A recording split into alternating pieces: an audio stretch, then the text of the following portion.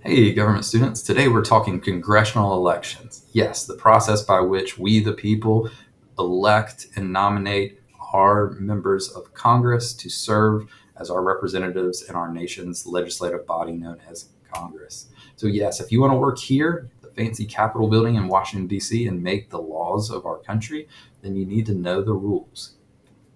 Here we go. If you want to run for Congress, you have to know these basic rules and steps. Number one, you have to meet the constitutional requirements in either chamber. Article 1 of the Constitution sets forth certain qualifications, such as age. In the House, you must be at least 25 years of age or older. In the Senate, at least 30. You must also be a citizen of the United States for at least 7 years if you're in the House, and at least 9 years if you're in the Senate. This also means that if you are an immigrant, you can get your citizenship and be a citizen for at least 7 years and still be a member of the House, 9 years if you're a Senate. Also, for the House, you must finally be a resident within the district of the state that you represent. So, not just anywhere in the state, but live in that district. More to come on how the districting process works in a moment. And in the Senate, you just have to be a resident of the state that you represent. For instance, if you're a senator from South Carolina, you can't live in North Carolina or any other state. You have to have a permanent residence in South Carolina. Additionally, the House is required to serve 2-year terms. These 2-year terms are meant to make the House more representative of the people's will because they have to be reelected every 2 years. It means they have to maintain that popular will of the people and be representative of that body. Whereas the Senate, if you remember from our great compromise discussion, was more representative of the state interest, and therefore they served 6-year terms to better insulate them from popular will of the people at the time and represent those state interests at the national level. They also don't serve or have a limit to, I should say, the number of terms they can serve. For instance, you can see in the House, we had John Dingell serve for over 59 years, and Robert Byrd served in the Senate for over 57 years, showing that there is no limit currently to the number of terms a member of Congress can serve. Additionally, Congresspeople must win multiple elections in order to win the seat in which they represent. The two primary types of elections you need to be aware of are the primary and general elections. Primary elections are for political parties to nominate their candidate. Here's a quick diagram. In the primary phase, each of the Democrats and each of the Republicans face off in their own separate election to determine who's going to be the Democratic and Republican nominee. The winner moves forward to the general election in November.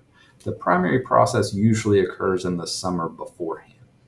In the general election in November, it is when the Democrat and the Republican nominee, as well as any third parties, are set to square off for the office in a final vote. Whoever wins that final vote in the general election becomes the representative of that state or district. Additionally, general elections are usually classified into different years. We have presidential years, where obviously the president is on the ballot. This means that all 435 members of the House are up for re-election those years, and 1/3 of the Senate roughly is up for election in those years as well. Midterm elections are midway through a president's term, so 2 years after the presidential. These have lower voter turnout than the presidential election because the president is not on the ballot. Presidential years have by far the highest voter turnout. The midterm elections have decent voter turnout, but because the House and Senate have seats up for grabs during that time, again, because it's 2-year terms, all 435 members of the House are up for re-election, and another third of senators are. This can really shape the balance of power in Congress in midterm elections. Finally, you have off-year election. These are those odd-year elections where neither the House or the Senate, unless there's some special election that year, have any seats up for grabs, and that has the lowest voter turnout for those reasons. There's usually local and state races during off years, but very rarely members of the House or the Senate are up for election in those years. Additionally, you should be aware that once you are in Congress, there are two rules that have come up over time of who can stay in Congress. For instance, there was a few instances where Congress, because of a person's past or current issues, tried to exclude them from being seated and voting in Congress. The famous example was when Congressman Powell sought to join Congress in the 60s. There was a movement to exclude him or not seat him. When Powell sued, he went before the Supreme Court and they ruled that Congress indeed does not have the power to exclude members of Congress from taking their seat if they were duly elected by their state under the rules, even if they were, in this instance, convicted of multiple crimes. So exclusion is not a possibility for Congress. However, they did rule that expulsion would be the proper protocol. Expulsion is the process, just like in school systems, where you remove a member of that body.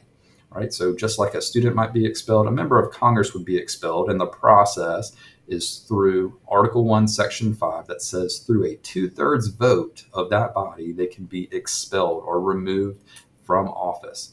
They would have to have a special election to replace that person. It's only happened a total of 21 times in our history, and of those 21 times, 17 were just simply for supporting the Confederacy during the Civil War.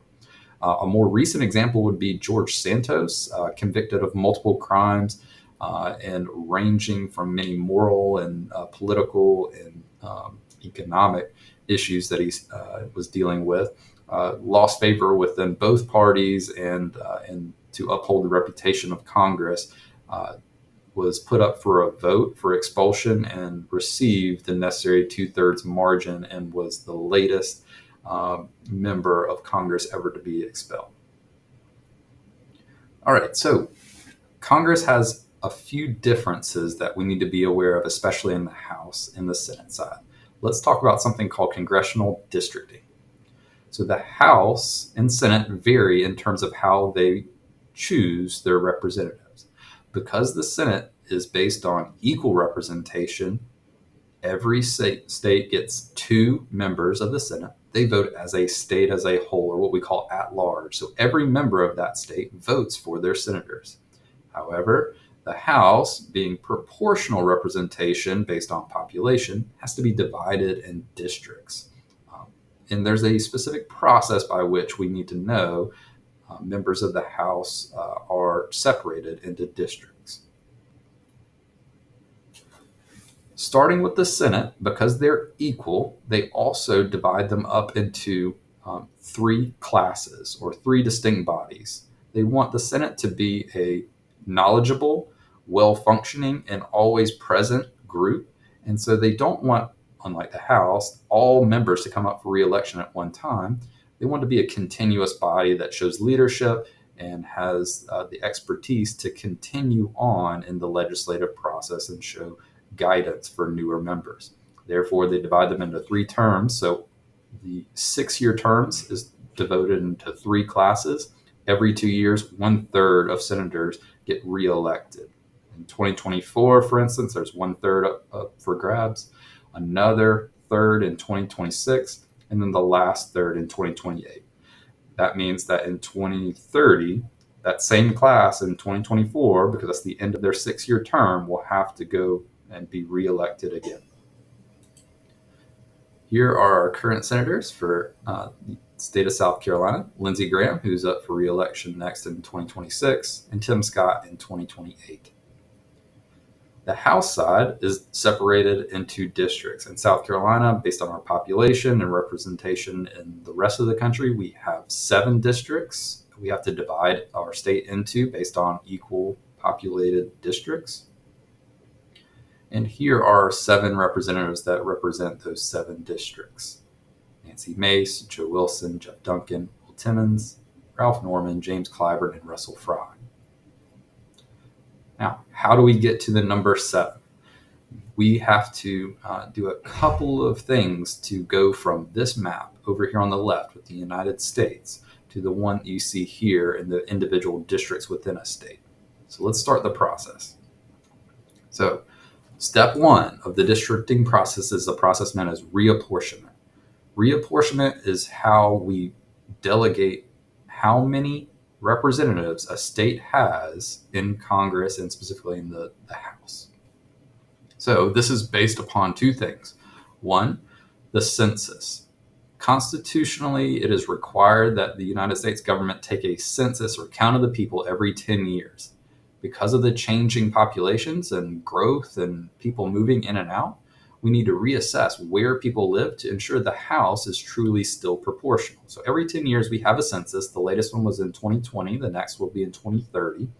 And based on that new count from each state, we divide up the total number of members of the House, which is set at 435, among the various states.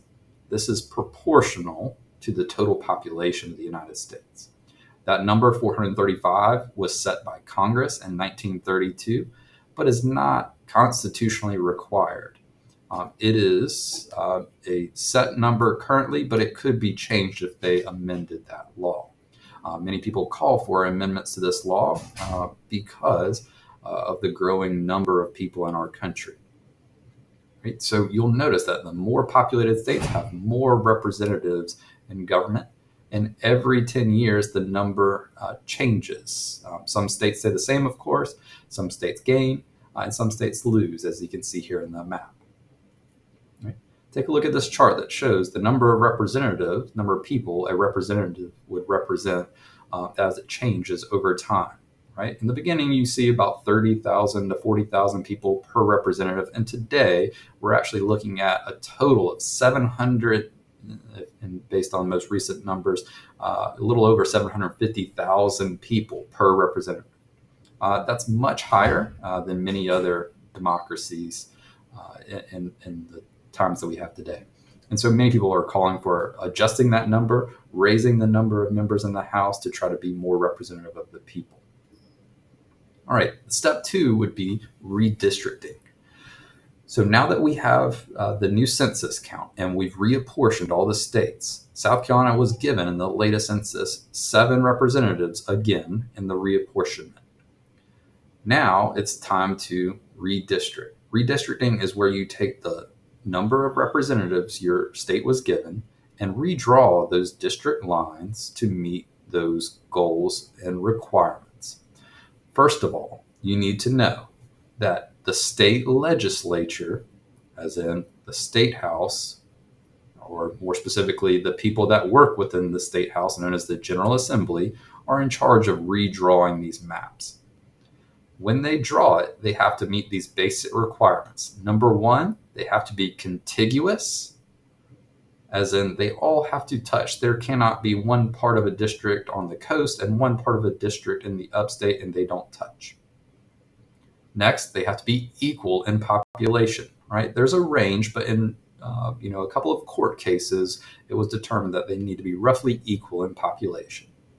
They need to be relatively compact. I put that in parentheses or quotations, I should say, because that is not always the case. Perfectly compact districts would be a perfect circle. That's not obviously possible with the way populations are distributed, but many of the weird shapes that we see sometimes show that compactness is a relative term.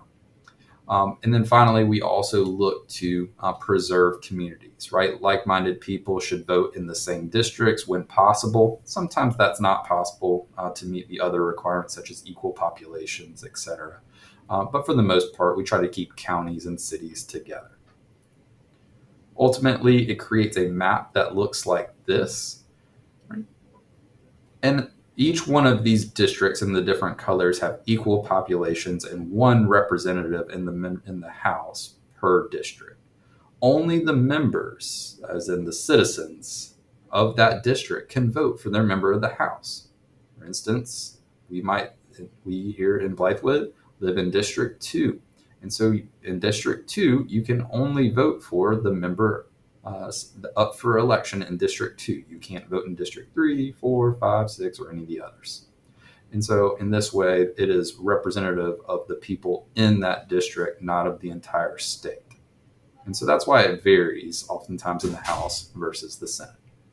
So if you want to be here, you need to make sure that you meet these criteria.